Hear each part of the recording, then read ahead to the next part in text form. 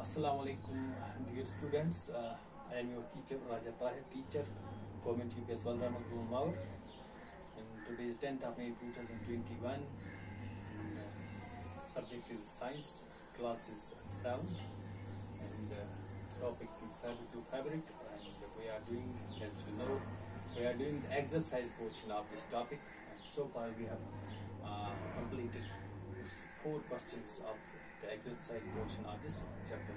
4 सवाल हमने अभी तक किए हैं, हम एक्सरसाइजेस पे काम कर रहे हैं.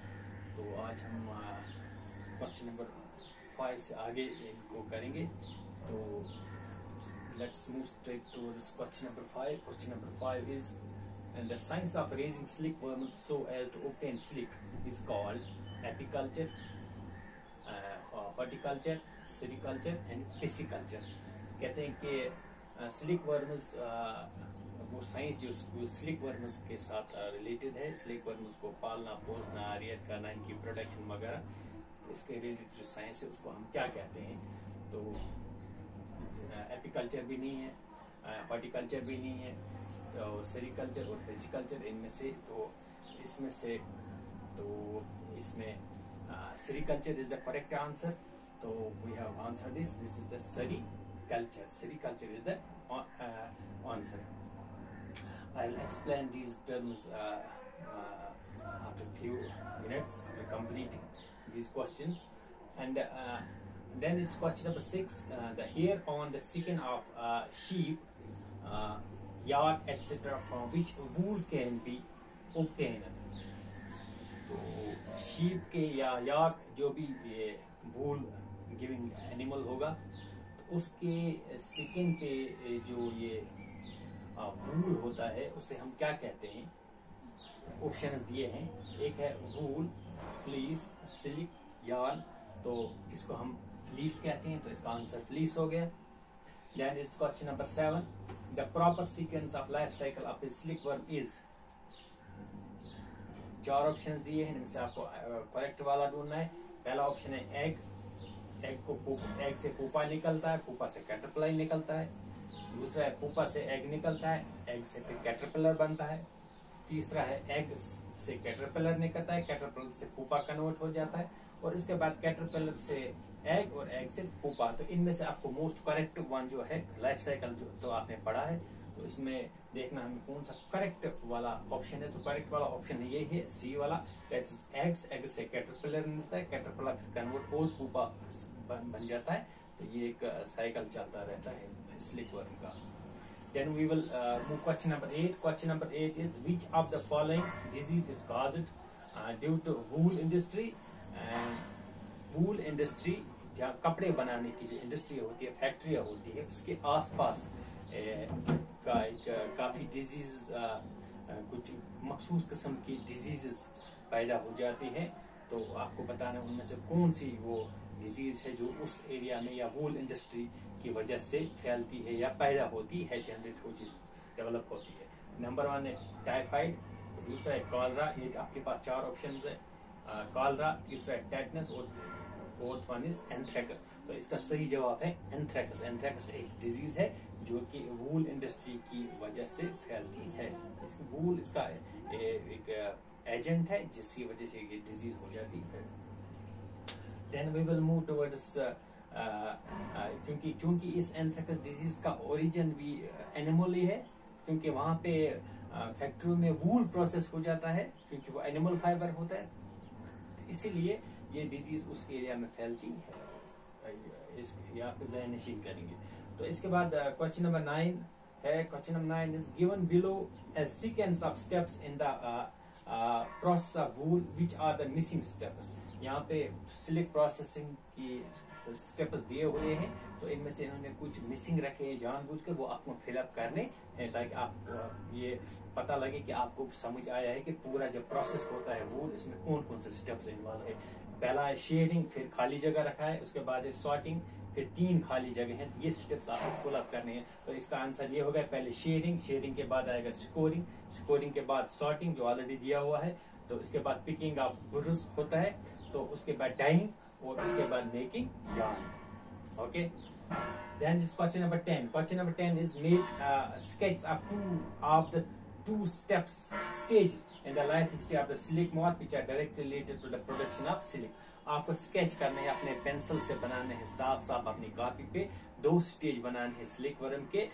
वो वाले स्टेज आपको बनाने हैं जो डायरेक्ट आपको ये सिल्क फाइबर प्रोडक्शन से रिलेटेड है। क्योंकि इस पूरे जो लाइफ हिस्ट्री है सिल्क वर्म की, इसमें ये 2 स्टेप ये स्टेज बिल्कुल इंपॉर्टेंट है। एक तो ये कैटरपिलर है और जो कोकून है, क्योंकि कैटरपिलर ही बाद में इसमें कन्वर्ट हो जाता है, तो यहाँ से ये फाइबर ये सिल्क बनाना शुरू कर देता है और फिर कन्वर्ट इस कोकून में हो जाता है। जब ये बाइंड अपने आसपास करता है तो इसी कोकून से फिर हम ये सिल्क फाइबर निकालते हैं। तो ये वाले 2 स्टेजेस हो गए, ये जो डायरेक्ट रिलेटेड है कहाँ सिल्क प्रोडक्शन से। तो ये तो हो गया ये भी आप अपने हाथ से बनाएंगे, ट्रेस करने की जरूरत नहीं है, आप अपने पेंसिल से साफ साफ बनाएंगे ताकि आपको ये स्केचिंग का जो स्किल है आप में पैदा हो जाए। Then we will move towards question number 11. Question number 11 is, out of the following which are the 2 terms related to silk production?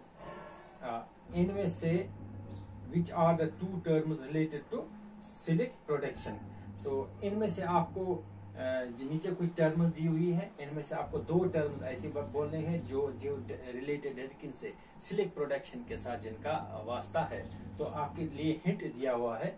एक तो है silk production involves cultivation of mulberry leaves and rearing silk worms. चूंकि silk worms को पालने के लिए, इनकी production करने के लिए इनकी जरूरी है कि जो फूड ये खाते हैं वो मलबरी लीव्स होते हैं। तो और मलबरी ट्रीज का जो उनकी प्रोडक्शन भी जरूरी है, वो प्लांट्स भी चाहिए आपको, वो भी लगाने जरूरी होते हैं। तो ये एक हिंट है आपके लिए। तो दूसरा है scientific name of mulberry is Morus alba. Morus alba ये मलबरी ट्रीज एंड तूर का दरख्त, उसका जो साइंटिफिक नेम बॉटनिकल नेम है वो है मोर्स अल्बा। तो ये देखिए हम क्या करेंगे इसमें। तो इसमें एक तो पहला तो है सेरिकल्चर, ये तो इसी के साथ मुंसलिक है। Sericulture silk worms, rearing of silk worms के साथ सेरिकल्चर ही उस डिपार्टमेंट का नाम है। तो एक तो हो गया ये। दूसरा इसके बाद है फ्लोरिकल्चर। फ्लोरिकल्चर वो डिपार्टमेंट है जो actually part of the horticulture. Horticulture के साथ ही एसोसिएट ये डिपार्टमेंट है, मगर ये वाला डिपार्टमेंट है फ्लोरिकल्चर, ये डील्स करते हैं किसी फ्लावरिंग प्लांट्स के साथ और फ्लावरिंग फूलों के प्लांट्स वगैरह या जो डेकोरेटिव प्लांट्स वगैरह इनके साथ इनकी डीलिंग होती है। ये फ्लोरिकल्चर हो गया। तो उसके बाद जो मोरिकल्चर, ये जो मोरिकल्चर है, मोरिकल्चर वो वाला डिपार्टमेंट है जो तूत के दरख्त लगाते हैं, मलबरी ट्रीज लगाते हैं, बड़े बड़े बाग इन तूत के दरख्तों के लगाते हैं, ताकि वो फिर वो तूत के दरख्त वहां से जो पत्ते निकलते हैं, जो लीव्स निकलते हैं, उनपे कहाँ सिल्क वर्म्स की प्रोडक्शन होती है। तो दूसरा एक तो हो गया सेरिकल्चर, तो दूसरा आएगा इसको मोरिकल्चर। ये तो पहला वाला, इसको दूसरा आएगा क्योंकि ये इसी के साथ मुंसलिक है। तो एक तो ये हो गया, तो ये हो गया, ये दूसरा मोरिकल्चर। तो इसके आंसर 2 तो हमें मिल गए, लेकिन पहले हम आगे देखेंगे और क्या दिया हुआ है। और ये इस apiculture is the rearing of honey बीज। बीज को हम जब क्या कहते हैं, पालते हैं, पोसते हैं हनी बीज, ताकि हमें हनी मिल जाए, तो उस कल्चर को हम एपीकल्चर कहते हैं। और उसके बाद है सेल्विकल्चर। सेल्विकल्चर वो है, वो ये फॉरेस्ट्स का साथ डीलिंग है इनका। वो वहाँ पे इस डिपार्टमेंट में ये देखा जाता है growth of the plants and useful plants का, ताकि ये मीट आउट हो जाए जो रिक्वायरमेंट है टिम्बर की या बाकी चीजों की। तो इसमें सब कुछ चेक किया जाता है कौन से फॉरेस्ट्स लगाने हैं, कौन जो नवाडेज जो डिमांड है टिम्बर की या बाकी चीजों की है, तो वो ये डिपार्टमेंट देखता है। तो इसको हम सेल्विकल्चर कहते हैं। तो यहाँ पे एक क्वेश्चन नंबर 5 में एक और यहाँ पे दिया हुआ था पिसिकल्चर। ये हो गया वो रियरिंग ऑफ फिशेस, जो मछलियां वगैरह हम पालते हैं, लेकिन त्रोट त्रोट या कार्प हिश बाकी चीज यमन से डीलिंग पेसी कल्चर। तो ये तो अब सारी टर्म्स एक्सप्लेन भी हो गई।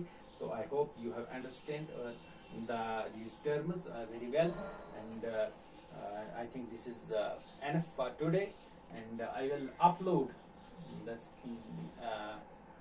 the video in your WhatsApp group along with the screenshot of this whiteboard, written whiteboard, and you will write down these questions in your exercise books for future reference and for memorizing, and आप इनको इस screen shot भी आपको मैं आपके WhatsApp group में डाल दूंगा, वीडियो भी डाल दूंगा। वीडियो भी आप गौर से देखेंगे, और ये आप अपनी जो साइंस की एक्सरसाइज नोटबुक है उस पर आप ये क्वेश्चंस नोट डाउन करेंगे और फिर इनको आप मेमोराइज करेंगे। इंशाल्लाह tomorrow we will do the remaining questions on this chapter. जितने भी क्वेश्चन बचे हैं वो हम कल करेंगे इंशाल्लाह।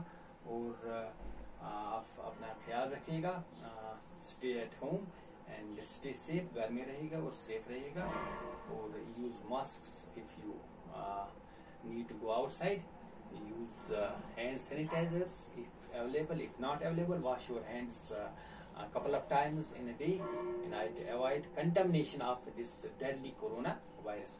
Assalamu alaikum wa rahmatullahi wa barakatuh.